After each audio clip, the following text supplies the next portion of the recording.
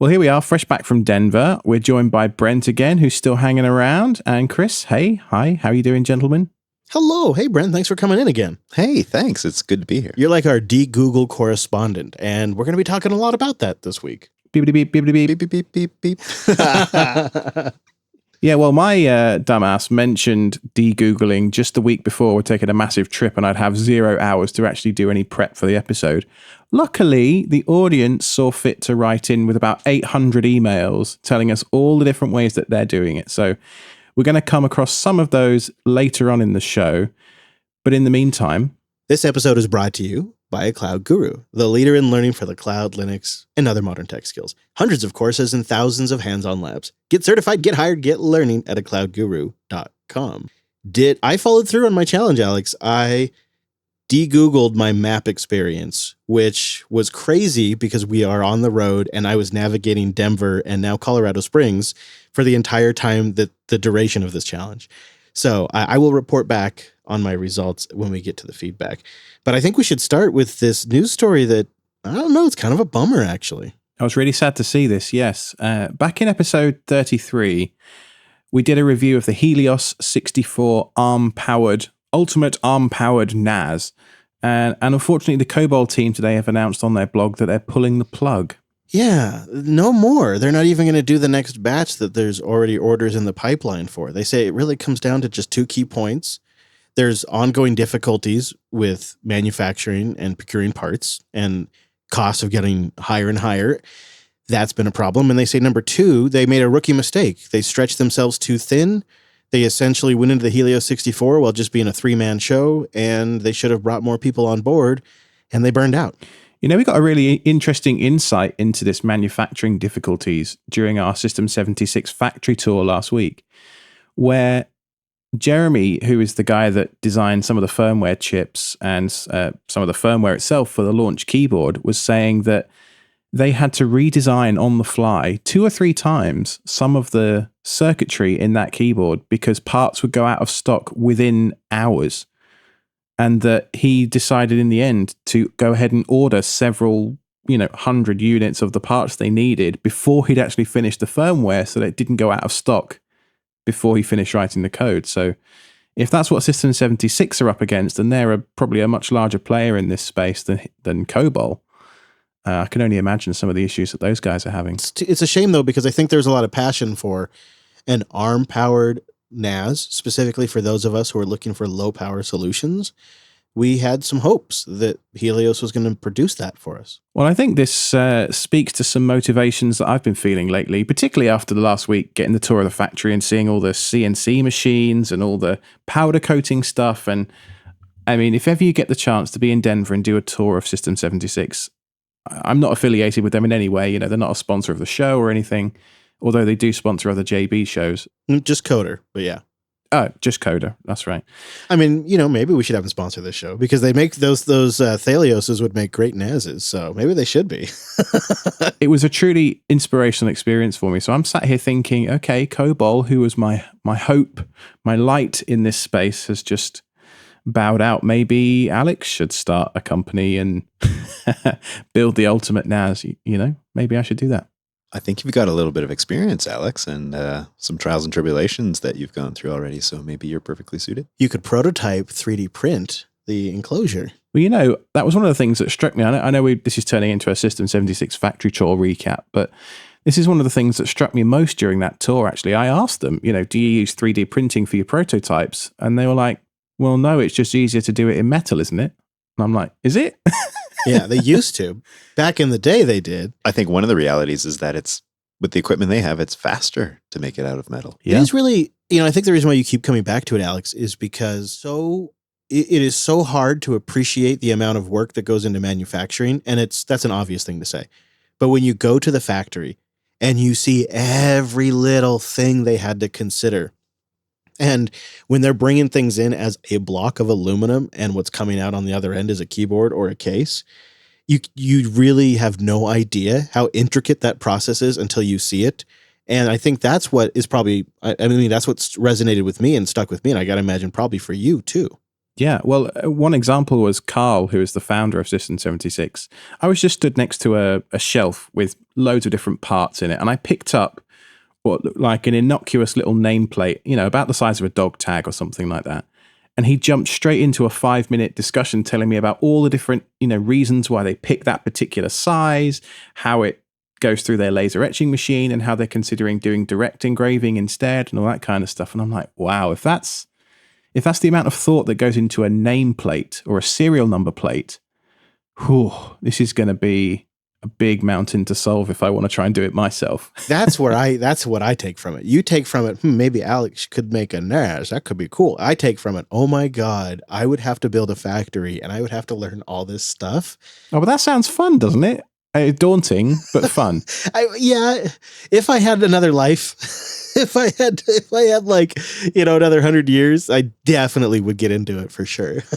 But you manufacture stuff every week as well, and you ship podcasts every week. Okay, you're not manufacturing aluminium into, computer cases, but you ship and manufacture stuff just the same. That's true. And there have been many times when we refer to our production pipeline as kind of a manufacturing pipeline. And if one component is delayed or, gets out of order, it does cause a jam up. There is a lot of that kind of building tech around that. Maybe that's why I don't have the appetite to do it again, but I definitely would sit here and encourage you. I'll be customer number 1. I'll be number 2. Well, there's a lot of roadblocks to overcome. But if I could just bring it back to Kobol for a minute, one of the things I picked up on in my review was that the product wasn't 100% finished. And I've got to believe that with this news that some of the issues that were present with that NAS now will never be solved. Things like the backplane breaking, some of the plastic tabs, the power connector and data connector on 3 of my hard drives, it turned out eventually. Yeah. Problems with the 2.5 gigabit network adapter. There was a bunch of other stuff as well. You can go and listen to episode 33 if you want the full review. But I worry now this means that some of this stuff's never going to get fixed. Do you think you killed them? Do you think that bad review killed them, Alex? You murdered them. Oh, don't say that. I mean, I didn't mean to. I was just trying to be honest. It was presented in a way that I felt was constructive to say, look, there are these, it's a very promising piece of hardware. I mean, the aluminium chassis was really lovely.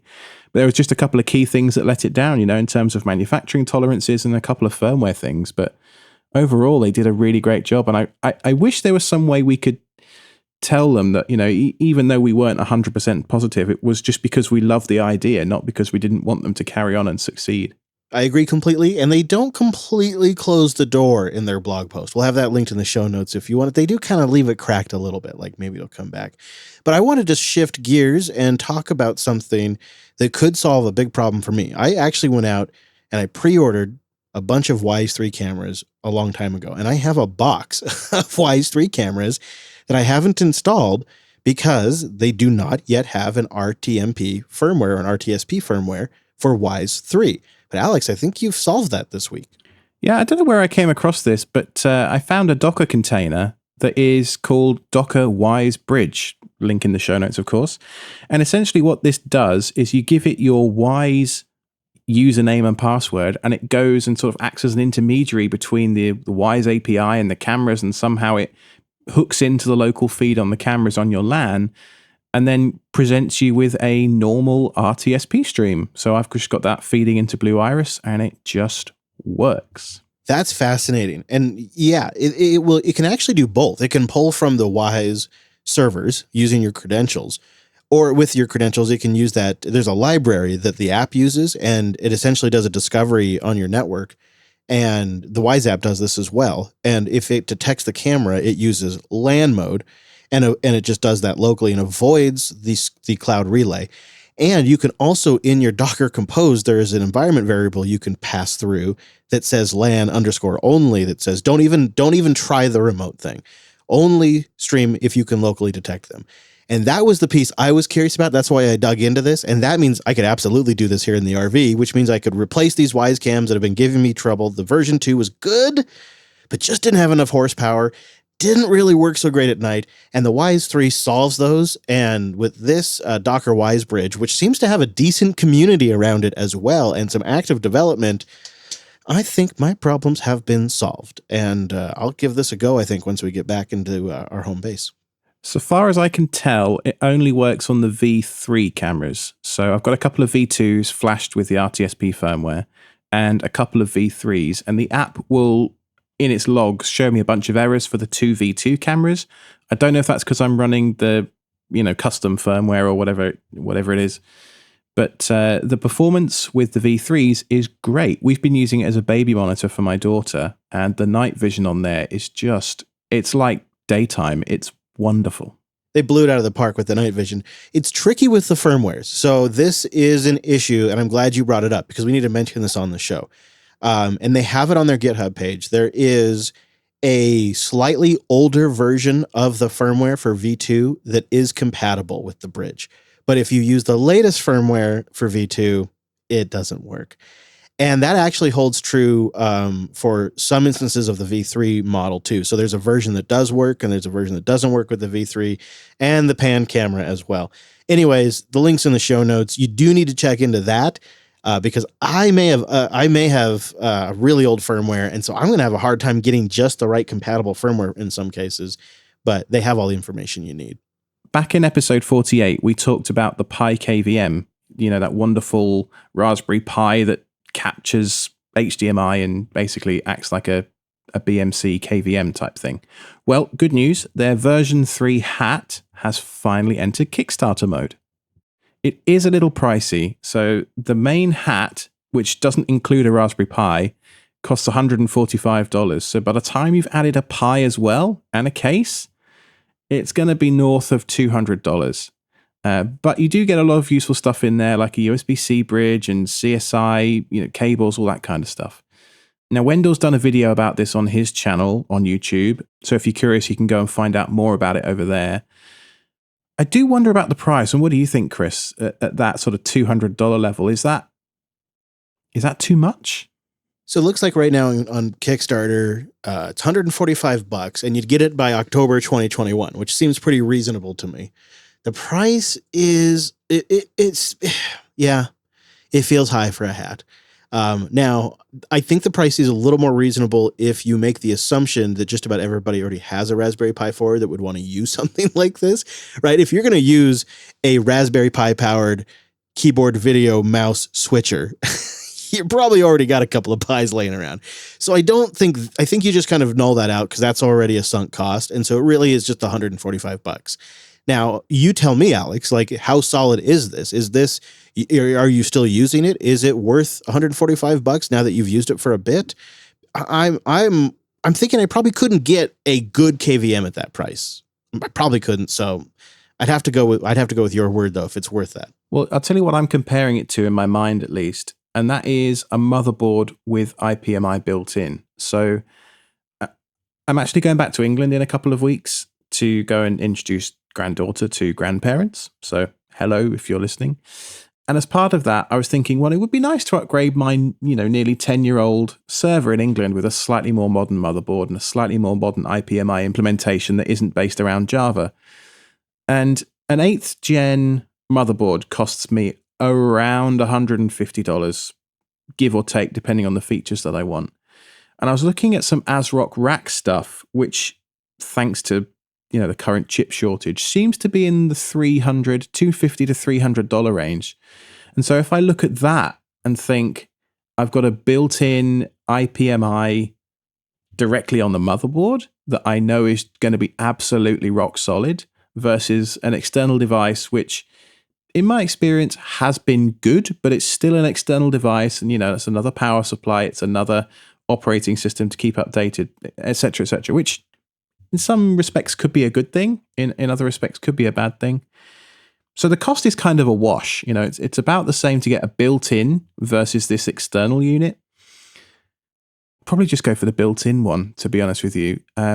Except for the fact that this Pi version, using the HDMI switch, which is linked in the blog post in episode 48 that I talked about in that episode, I've actually got 3 devices hanging off this single Pi, and that has actually worked really, really well. So if you're able to split that $150 between 3 devices, suddenly that tips the scales quite a bit.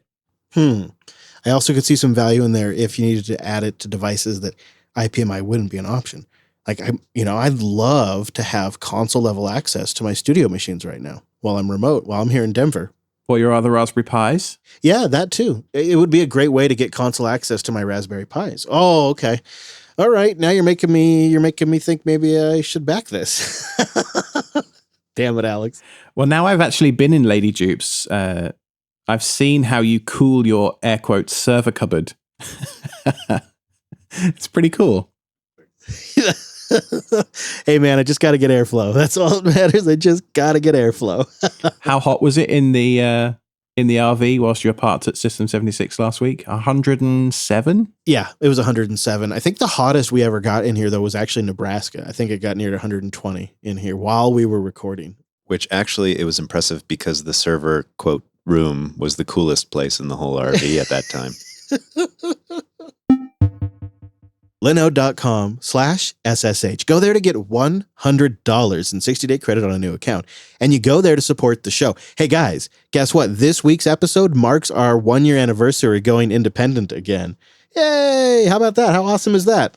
It's so cool. It's so cool because Linode helped make that possible. Amongst our member support and those of you who went over to linode.com/SSH. We're here now, rocking a year of independence, and Linode, they've been independent since 2003. So they've really figured this out. Like that's 18 years of focusing on just being awesome at cloud computing. They started when it was new and they have just evolved with it and they have remained competitive and sharp. They have 11 global data centers serving nearly 1 million customers and businesses around the globe. But really, their mission remains unchanged since 18 years ago. Make cloud computing simple, affordable, and accessible to all. If you set up thousands of servers, or if you've never set up a server before, Linode can make that work. I know it sounds like an impossible task. That's why I rave about them. They've really done a great job. We've been using the absolute schmeck out of their S3 compatible object storage. We created a Denver bucket, and we created a System 76 bucket, and all of the media across multiple cameras, multiple recorders, all gets uploaded to those buckets. And then our Nextcloud instance, what we put on there also saves to their S3 compatible object storage. And then my system's backup there as well, right here from the RV. It's pretty awesome. And it's really just a great way to use Linode and not even have to have a server running in front of it. It's sort of like, it feels like a power move. They also have a great DNS manager. They have Kubernetes and Terraform support. They have super fast networking because they are their own ISP. And their pricing is 30 to 50% cheaper than other major cloud providers out there. You know, it's also a great way to go with a multi-cloud strategy. Perhaps you want something local and you want something up in the cloud, or maybe you want something across multiple cloud providers and then network them using something like Nebula. Linode can be part of that strategy as well. They made our Jupiter Colony reunion road trip possible as well. Our meetups were powered by Linode, and it has been a hoot. So go sign up today and see what I've been talking about. That $100 you're going to get, you can really use that to try the service out. You can really get a feel for what it's capable of. That's $100 to really try something or learn something. Linode.com/SSH. That's Linode.com/SSH. Here's an email from Hans. Hans says, "Hey guys, you touched upon password managers and Bitwarden in episode 51. Like Brent, I'm using KeePass XC. Good choice. What I like about it is that it's easy to back up because the whole database is just a single file. Currently sync it between my devices via self-hosted SyncThing instance running on an ARM board in our laundry room. Laundry room servers. Very nice. That being said, this setup is a few years old, and if I would start from scratch or if I had to share the password with other people, I'd definitely give Bitwarden a look. One thing I wonder, though, when you host your passwords in a more complex application like Bitwarden, are you taking any extra measures to secure your servers? I suppose it's reasonable to trust the security of Bitwarden itself, but if an attacker would gain access to your server, would it be easier for them to do harm as compared to what you would just host an encrypted KeePass database file to? Thanks, and keep on going, Hans."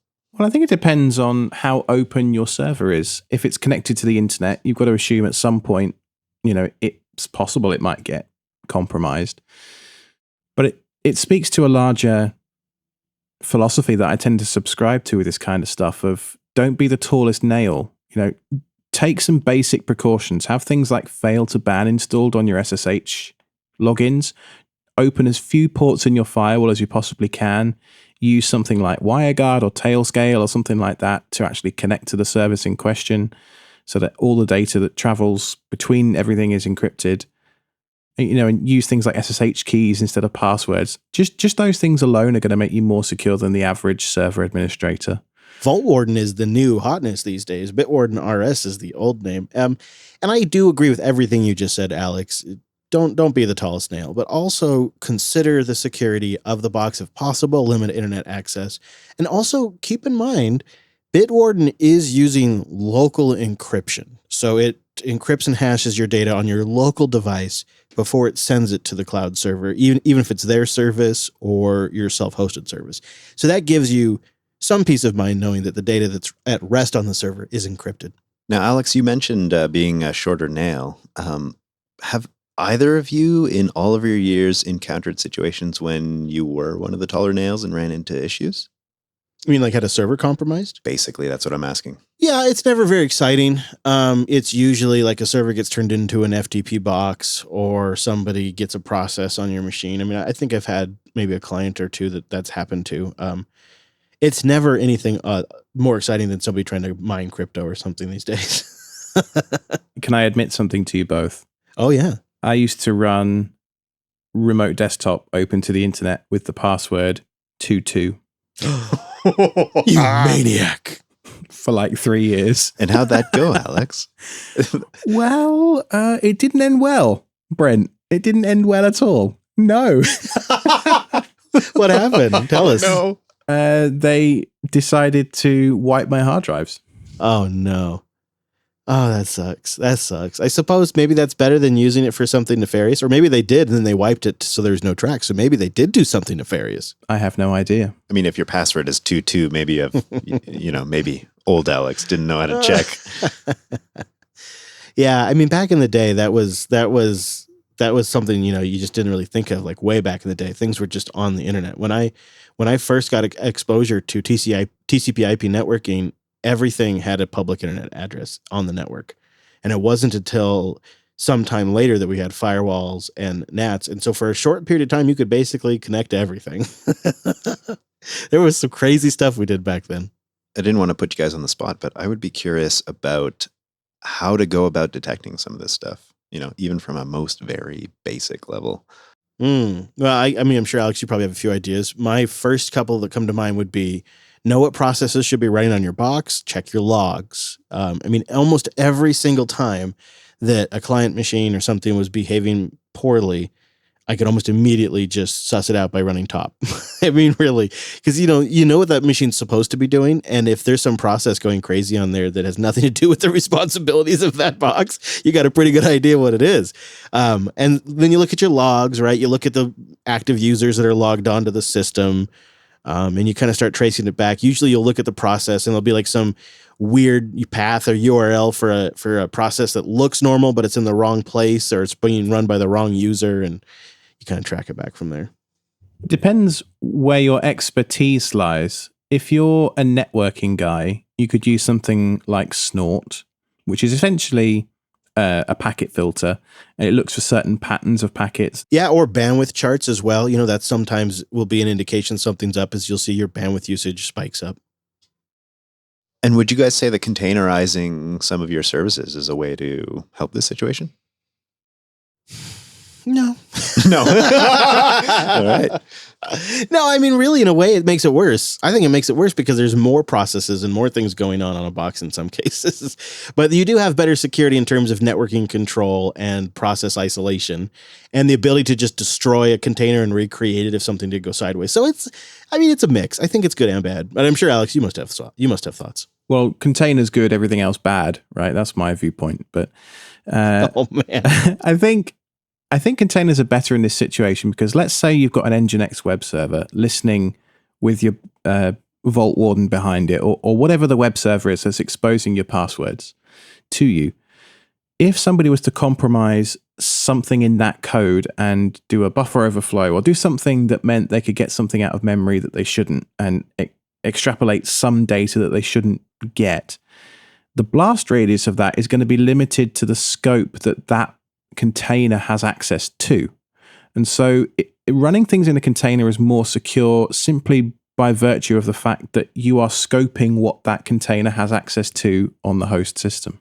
Yeah, I mean, it will have access to any of the data that the container has access to, which is likely important data, but it's contained to that region. That's inherently more safe than, say, running Apache or Nginx on a box and you pop Apache, and now you've got access to anything on that host that Apache had access to, which, if you're lucky, is not much, but sometimes is way more than it should be. So, yeah, that it's going to be different every time, too. There's not a one-size-fits-all solution. It's trying to make sure you're secure and monitoring in multiple locations. We got a lot of email about people's Wi-Fi systems. We got some people who love mesh setups, some people who hate mesh setups, but we got one email in about a free mesh wireless solution. It's at freemeshwireless.com. It's an open source package that you load onto hardware. And then we got some people that said, don't do it. Just deploy multiple APs. So I'm still collecting information and taking it all in. And I got a few devices to research too. So I wanted to say thank you to everybody who sent in suggestions for different Wi-Fi setups. Wow. There's a lot out there, including some of you who said, you know what, just stick with Unify. It's fine. It's fine. Well, okay, just one guy. And several folks, Brent, were happy with your recommendation of checking out MikroTik. It's almost like I know something. At the meetup in Denver, several of you let me know that you are massive fans of cloudfree.shop, and they are sponsoring today's episode. Use the coupon code self-hosted and get $1 off one of their new version 2 smart plugs with energy monitoring built in. Also, those of you in the UK who have let me know that you wish that cloudfree.shop shipped to the UK, well, good news! MyLocalBytes.com have launched in the UK, offering a very similar thing. You can use the coupon code self-hosted at both cloudfree.shop and MyLocalBytes.com to get $1 or £1 off each smart plug. Both of these stores are owned and operated by a couple of our listeners, so head over there, support the community, and check out their cool stuff. We had a lot of emails in regards to DeGoogling, and it really ran the whole spectrum. We're going to try to get to some of them, but legitimately, Brent, you saw the list. There's just no way we could read all those emails. Yeah, you gave me a little sneak peek at just the number of sheer number of emails. I just scrolled through the list. Oh, we did our best, but it's a lot of email. Yeah. But Dustin was one of the first to write in, and Dustin was at the Boise meetup with us, Brent. He says, on today's self-hosted, you guys talked about DeGoogling. This is my journey, and it has been for 2 years. And I'd say I'm about 90% of the way there. Dustin goes on to say, this includes replacing G Suite for my podcast, and I've also gone with the model of self-hosting when it makes sense. So here's what he's done. For mail, contacts, and calendar, he switched from G Suite to Fastmail. For notes and docs, he's using Joplin, using Nextcloud to sync it. For photo sync, he's using Nextcloud. For his phone, he's gone with the iPhone SE 2020, so he's not dealing with Google there.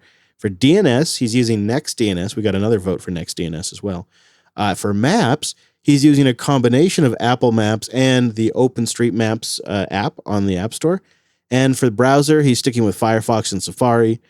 And for his Chromebook, well, he's replaced that with the ThinkPad X260 with Arch and now Fedora on there. He's still working on the Home Assistants. He's going to maybe consider the HomePods and look at Mycroft. He says, Google Photos has been working great for my wife, but I'm not using it. And he's using FreeTube to bypass YouTube, but it has been a bit of a challenge, I suspect. Some good tips there, although Fastmail isn't self-hosting. It is, having somebody else host it. But if you're going to have somebody host something, email's a good one to do. Don't do email. What I noticed from that feedback is that it took him, he's on a 2-year journey. And so, gentlemen, what does that tell you about what you've just got on to? That Alex has really, really gotten us into something. What have I done? I've opened Pandora's box here, haven't I? Oh, man. All right. So Carson and others wrote in about maps. Carson says he's settled on Here Maps as a replacement, wego.here.com. A lot of people wrote in about OpenStreetMaps. Brent, that's what you use. Yeah, that's what I have been using until all these suggestions came in. And maybe I'll keep that till we talk about the maps a little bit more. Well, I want to talk about it right now because that's the route I decided to go during a frickin' road trip. And I even really briefly tried Wyze, even though I know it's owned by Google. I just wanted to just do a comparison. And Wyze actually screwed us up the worst out of all of them. During the middle of Denver rush hour, it had me get off the highway to like bypass the traffic. And then I got off the highway and I was stuck in more traffic. And then it did a quick update and it said, get on the highway. Yeah, it felt to me like an attempt at like a Dukes of Hazzard style, like walk around the traffic, but it didn't work out too well for us. Yeah. Oh, goodness. So I know a lot of you wrote in with the apps that you love, and I tried them, and boy, do they stink. Magic Earth was one that I liked, and that uses OpenStreetMaps with a proprietary GUI on top, Magic Earth. Have a link in the show notes. But they all have one critical flaw. Even Apple Maps has this critical flaw, and it's search. For example, I'm here in Colorado Springs, and I searched for Pikes Peak, which is a very popular tourist destination. Apple Maps sent me in the wrong direction. They sent me to some like business that was named Pikes Peak that was like 10 miles in the wrong direction, literally the opposite direction.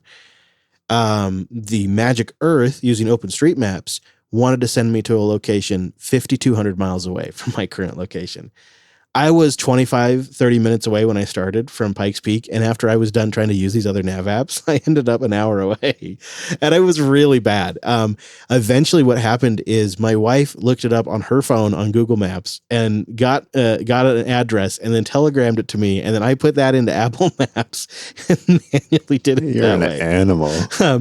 Yeah, it was interesting because she kept using Google Maps during this. Anytime I drove or anytime I was looking anything up or I used anything but Google Maps, and she stuck with Google Maps. So I was always comparing the two. And they clearly have the superior search.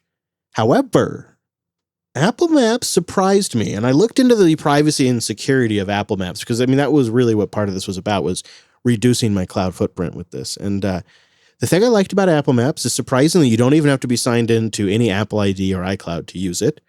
The data that they do collect is associated with a randomly generated identifier. They reset like every few minutes, and it is not tied to your Apple ID. They convert precise locations into less exact locations before they store them, and then they apply that to your current device location information and origin within 24 hours. And any of the personalized features, like where your car is parked or suggested departure times, your favorite locations, any of that kind of stuff that you generate, it's all stored on device. They don't send it up to the Apple servers at all.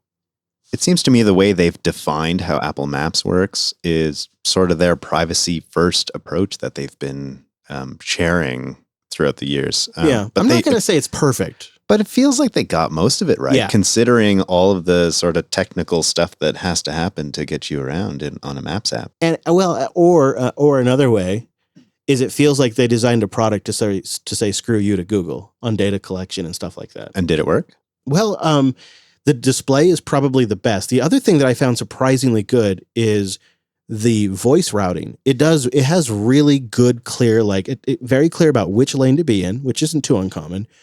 And it's very clear about intersections. And here in the Colorado, Denver area, they stack the intersections. So you drive through an intersection and then 3 or 4 car lengths later, there is another intersection. And so when you look on a map, you're not really sure like what light to turn on. And the voice prompt is very clear. It'll say, go through this light, and at the next light, take a left. Be in the middle lane.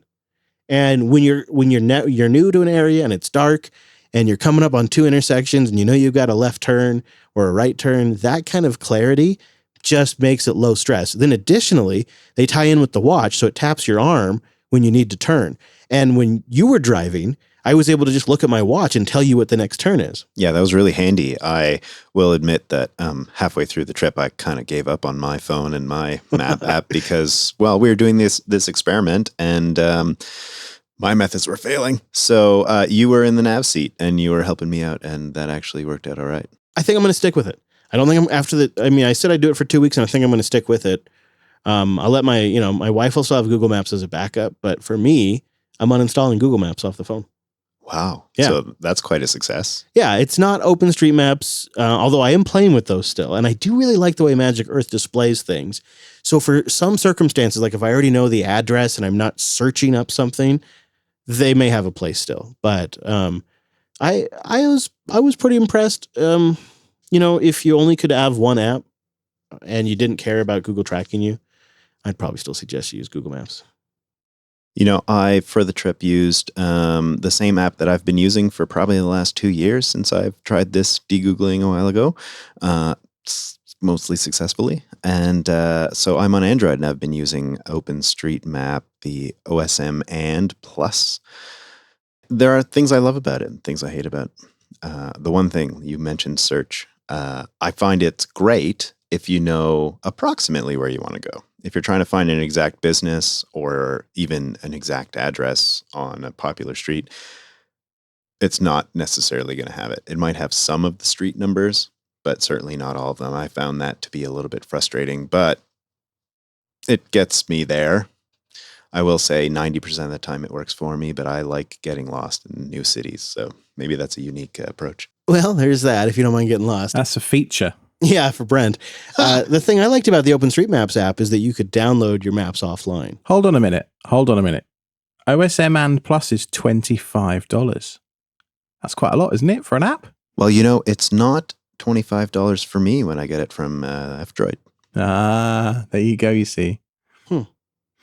I've been using ViewRanger for quite a number of years. Whenever I take a hike or something like that, this is a very long-term usage for me from back when I lived in England.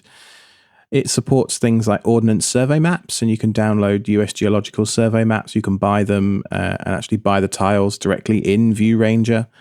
They're changing their name to Outdoor Active, so you can find them at viewranger.com. I've found that one pretty good.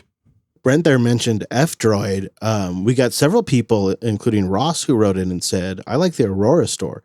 It's an alternative front end for Google Play, which keeps your data away while giving you access to those apps that are exclusive. He's like, that's the only way I could get the Starlink app. I will admit I have Aurora Droid installed, and I prefer it over F-Droid most of the time. It has a few little tiny bugs, but I didn't know that was a feature, so that's great to hear. Ross says that he switched to Proton Mail from Gmail, and I've used Proton Mail, and I like it a lot. So there's something there. There was also a lot of people wrote in about their different approaches to contact syncing. And Brent, did you cover in last week's episode how you do that? I think I did, but I'll do it again. I'm using Nextcloud for contact syncing, and I found that to be pretty bulletproof, actually. I was worried at first when I did it a while ago because contacts is arguably the thing that's most important to me, getting all of that right, and it's been bulletproof. Well, Dale writes in, I just listened to episode 51, and I think Brent mentioned Nextcloud. Yes, confirmed. We just had that confirmed by Brent. Thank you. And I wondered if any of you have heard or used Etsy Sync. That's etesync.com. It's a self-hostable project whose value proposition is secure, end-to-end encrypted, and privacy-respecting sync for your contacts, calendars, tasks, and notes. I've been using it for about 2 years now, and more recently I've been using it on my GNOME desktop. I pay for them to manage the hosting and syncing, but you could absolutely host it yourself. Highly recommend it. Thanks for the great show and all the best, Dale. etesync.com. We'll have a link to that in the show notes. I looked at it before the show, and it's a solution that really is kind of targeted at just a end-to-end encrypted sync of contact, calendar, task, notes. Like, it just solves that problem. That's what they focus on. And they've got apps in the Apple App Store, Google Play. They're on F-Droid too. And of course, you can get it on your desktop. It looks pretty legit, actually. I think I just decrypted what their name means. E to E sync is end to end sync, isn't it? Ah, I was wondering. Duh. It's one of those moments you figure it out and you're like, oh, I feel like a dummy now.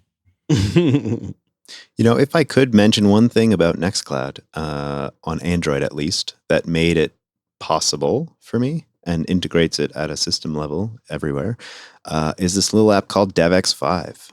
It takes the Nextcloud syncing, which is CalDAV and CardDAV, and just sort of makes that available at a system level in the same exact places and ways that all of the Google stuff appears. So it's just seamless. So that would be a huge recommendation from me. Say it again for me. DevX5, available in F-Droid and maybe in other stores. Can you put a link in the show notes for us, Brent? Oh, probably. So what did you guys think of the meetup? It was pretty cool to meet some of our listeners, huh? Yeah, we saw a Chris and the Badger shirt there, which was exciting because I hadn't considered that somebody would get a shirt with the intention of bringing it to the meetup. That was great. That was Optimus Gray rocking the Chris and the Badger. Yeah, I thought that was super cool. He posed for a picture with us, and we had to stand on the correct sides as well. You know, I was on the Badger side and you were on the Chris side. Right. My daughter thought it was so cool that people wanted to take selfies with us. And I was like, really? That's the thing you think is cool? All right. Okay. Well, I thought the free donuts were pretty cool. Linode put on a heck of a show for us. Yeah. Brent and I and Wes went to grab those donuts. And that was quite the journey because it was 150 donuts. And it was in downtown Denver during Friday rush hour. I don't know what we were thinking. And so at a certain point, I saw a little bit of Canadian road rage emerge out of Brent when Brent had gotten into a battle with a truck downtown, and he had to kind of cut in front of the truck because a lane was ending, and the truck driver never forgave him for it. Does Brent get angry? I mean, not disgruntled. I got slightly more aggressive in my driving. Oh, wow. It was one of those situations where you just got to get over and you got to do everything you can. And it wasn't too bad, actually, I thought. But that truck decided to very aggressively pass us on the right-hand side. He had to work at it, too. Oh, yeah. And promptly cut us off again on the left-hand side. We're just trying to make a donut run. I don't think he realized what we were trying to accomplish. I know. Hey, before we go, I want to say thank you to our members. Our SREs make this show possible. Selfhosted.show/SRE if you'd like to sign up. You get a discount on our merch at jupitergarage.com, and you get access to the exclusive post show with your own RSS feed at selfhosted.show/SRE. And I want to mention you can find our sponsor, a Cloud Guru, on social media. Essentially, any social media site, they're just /a Cloud Guru. YouTube, Twitter, the Facebooks, the social medias /a Cloud Guru. And as you all well know by this point, selfhosted.show/contact is the place to go to get in touch with us. You can find me on Twitter at IronicBadger. I'm at Chris LAS. And I'm at Brent Gervais. And the show is at Self-Hosted Show. Thanks for listening, everyone. That was selfhosted.show/52.